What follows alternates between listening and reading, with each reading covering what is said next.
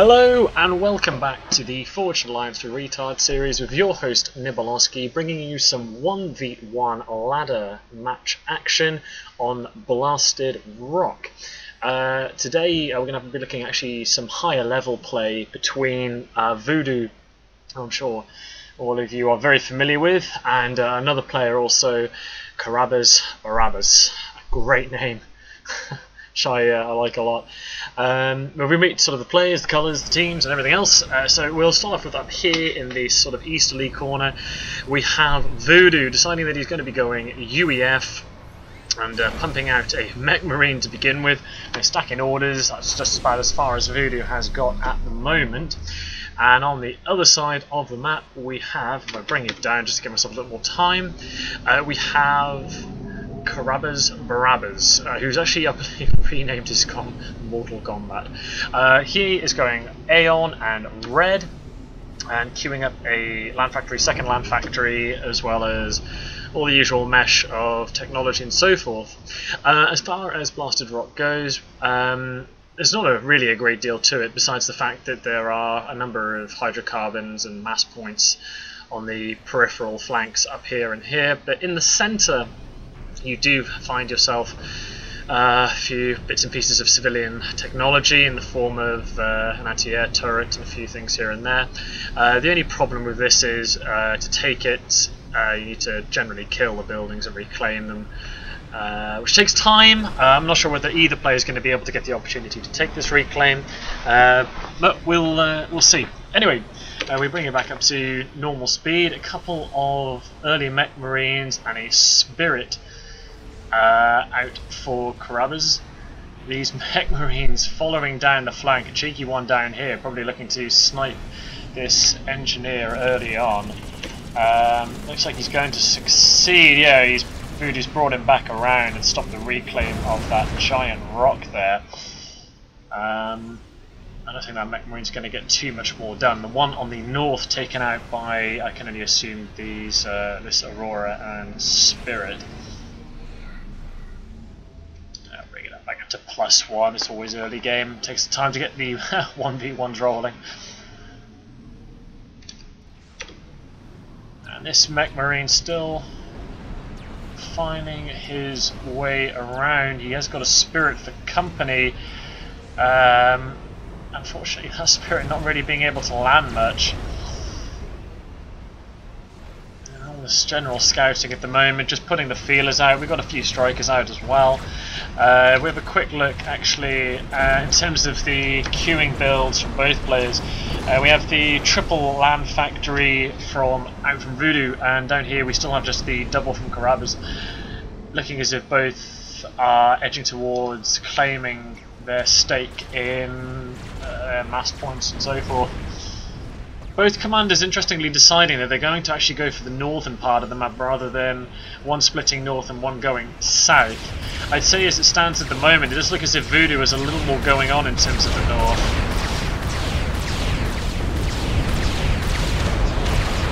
Both commanders taking quite a few shots at the face, but it looks as if at the moment it is Voodoo who holds the initiative and bring it back down to just +1. It's the Lobo fire coming in and knocking him down to quite far down actually.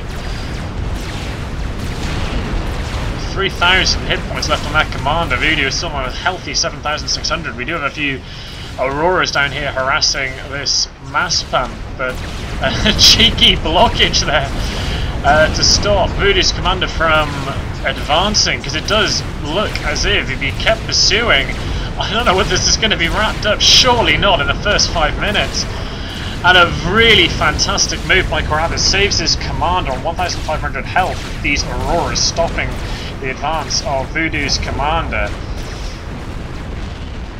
But what that has done for Voodoo is that it has freed up the, I think it's 6 mass points in the northern part. We do have a run by here from a few Auroras. I don't know whether they're going to make too much of a difference. Handy bit of micro at the moment.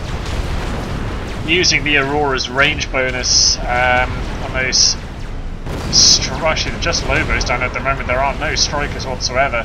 So as long as he keeps those Auroras moving, he is going to find some success, but probably not in terms of anything particularly detrimental in the long run. We do see, I don't know whether it's just me, but it seems every time I go on to Karabas Commander, he's got a new name. I'm not entirely sure why. It's a mod or something I'm obviously unaware of. And finally, the first time that actually Karabas has brought his troops forward, Voodoo's commander still licking his wounds from that first battle he had with Karabas Commander, bringing in his Lobos to provide some extra fire support with a few strikers coming up the rear as well. Voodoo sensing that because he's secured the northern peninsula, I don't really know whether you can see, yeah, I mean, he obviously can see at the moment using, from what I can tell, it's going to be a US Tech 1 radar system.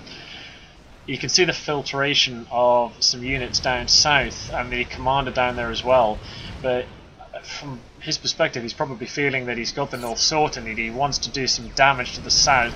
But with that commander there, I can't say, even with its 2,500 health, he's going to manage to make much of a difference.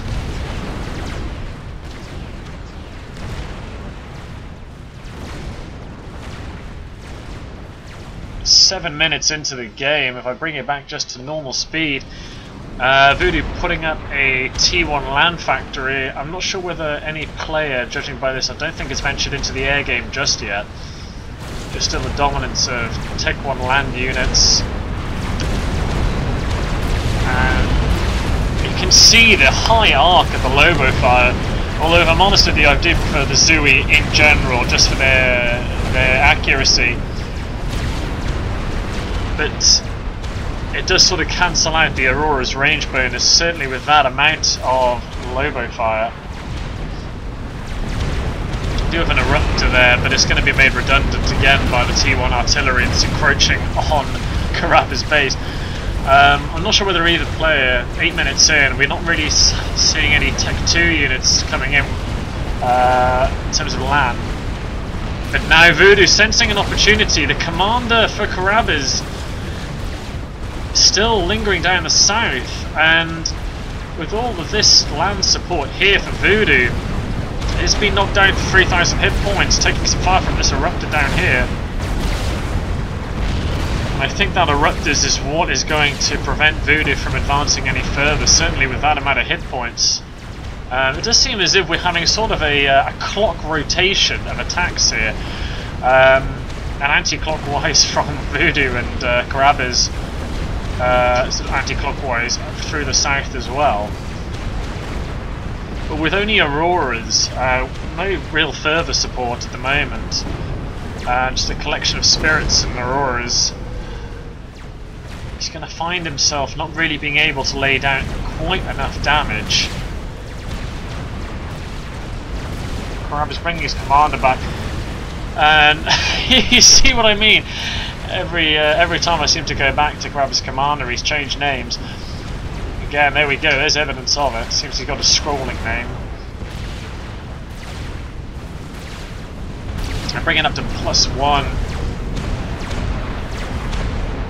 Huge amount of Auroras just lingering here. Surprisingly, Voodoo deciding that he is just going to hurl all of his attack up to the north, ignoring maybe an opportunity in the south. We do see finally some Tech 2 units out in the form of Mongoose as well.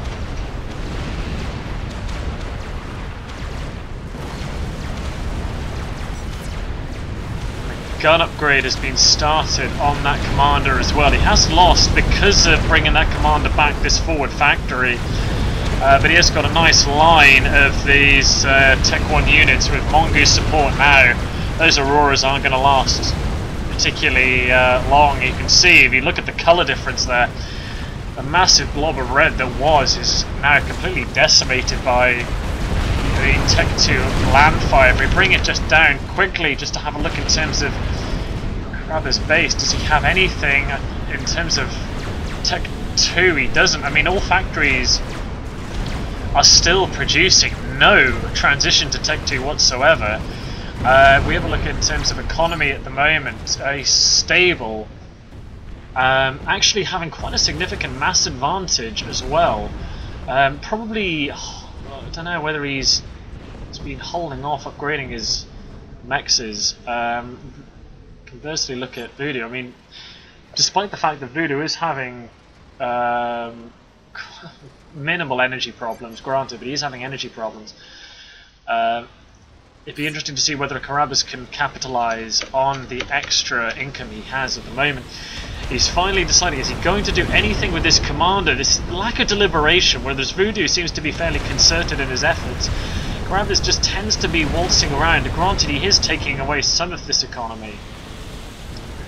That being said, with a commander that far forward and Voodoo's forces committed up here, and Voodoo's commander's not going to be able to bring himself back quick enough, this is going to afford Karabas the ability to finally push forward. Sadly, some of his troops getting caught in the middle here of this civilian Tech 1 PD. And a tentative sort of Karabas wanting to look maybe on trying to get rid of this some of the main base. Voodoo now pushing back forward. I think with that amount of mongoose fire and the gun upgrade on that commander, I mean, if we have a look at Voodoo's perspective, that commander is, I'm pretty sure, dipping down there. I don't know whether he has got the amplifier. It's going to just give him that extra range. I don't know at the moment what Karabas is doing down here. He needs to try and either make one push to try and cap this area back up here, which I don't think he's going to be able to do, or he needs to move this commander in to try and maybe overcharge some of these factories. And I don't think at this point in time it's going to look like a base swap, not without any supporting units for this ever-changing commander name.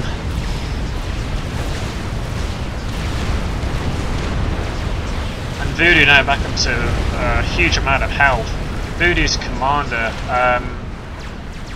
my apologies for the quick scrolling, I'm not actually very used to casting on such small maps. Under attack. Veterancy 5 commander, I'm fairly sure Karabas might have some similar veterancy, but he's only managed to get one on that commander as well, so I mean, that is a dangerous, dangerous commander on the front lines. He's lost 3 of these factories and tanking the eruptor fire.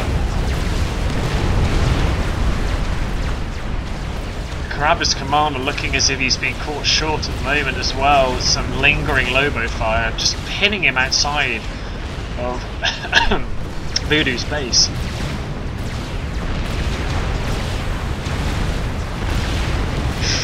Karabas now trying to sort of push back up his production. Still not seeing any Tech 2 land. I had a couple of blazes would have really helped his efforts, but there's just not enough production. Karabas' economy, despite the fact that he looks as if he's on the back foot, is still superior to Voodoo's, but Voodoo seems to be homing in and not allowing Karabas to capitalize on this superior income. Finally some airplay as well, a few interceptors out, but given that Karabas has no air factories whatsoever, I'm not sure whether interceptors are going to be needed. And that is an incredibly bold move. I'm not sure whether that was the right one. He's bringing his commander back to his base, but he's being chased down. And I mean, just the health recharge on Voodoo's commander is going to be so far superior. And that commander is just about getting himself back into his PD range. Voodoo sensing that he might be able to bring this back down to normal speed. He's back down to 3,000 health. Fair play to Karabas. He has kept this commander just up to health, which is what he needs. He needs to try and grab some veterancy, overcharge some of these mongoose. Pushing back up still with these Tech 1 units. a small contingent of units down here as well, deciding that he's going to get rid of this economy advantage, especially in terms of mass, 27 to 23. A few scorches out, although if I'm honest with you, whether those scorches actually hit their target is nothing short of a miracle. UEF bombers are known for just missing anything. And Karabas deciding he's had enough. He's going to try and go on the offensive, but he's not got enough in support. I don't know whether that's a great idea. There's a pillar in the mix there as well. Voodoo having brought his commander back, actually, despite having that veterancy to 2,500. And a rank up for Karabas has given him that health boost.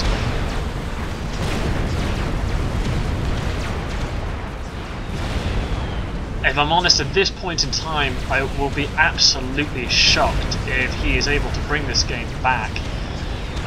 Those scorches being prioritised, just completely missing his target. And all of that economy has been lost. I mean, down to 50 mass. Voodoo having not really been economising as well as Karabas throughout most of the game, but Karabas not seeing any real advantage from it, unfortunately. It's just the sheer amount of reclaim. My god.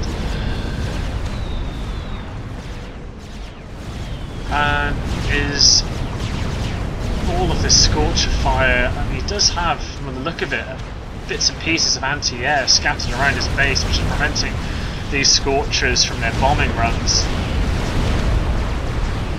Interestingly, Voodoo's commander is still back here, although he does have 4,000 HP, and probably is just a little, it's not quite enough, it's just too little to bring his commander forward, especially with Karabas' commander riding on, now, goodness me, 10,000 hit points.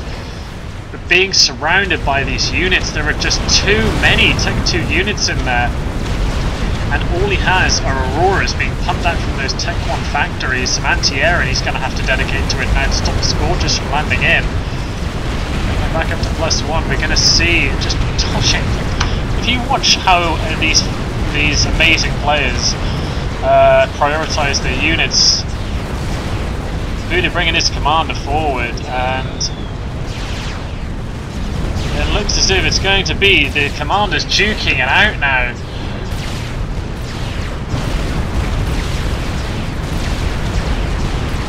And I think Karabas might be thinking he might be able to steal this from Voodoo. If he pushed forward, he might be able to. He's certainly got the advantage in terms of health. But with, oh my goodness me, this is going to come down to the wire. Voodoo dropping below 2,000 hit points, but a bombing run bringing Karabas down to 2,400. Voodoo bringing his commander back, and I think he's overcommitted himself. Karabas now in and amongst a lot of T2 units, and I think that's going to be game. And oh my goodness, my eyesight's completely gone. Nuclear explosion. But Karabas, oh my goodness, is so very close to beating Voodoo. Just well played by both of the players. Again, thank you very much for watching. Of course, spread the word, subscribe, like the video, all the usual generic YouTube commentator requests. I'm looking to pick up as many more replays as I can.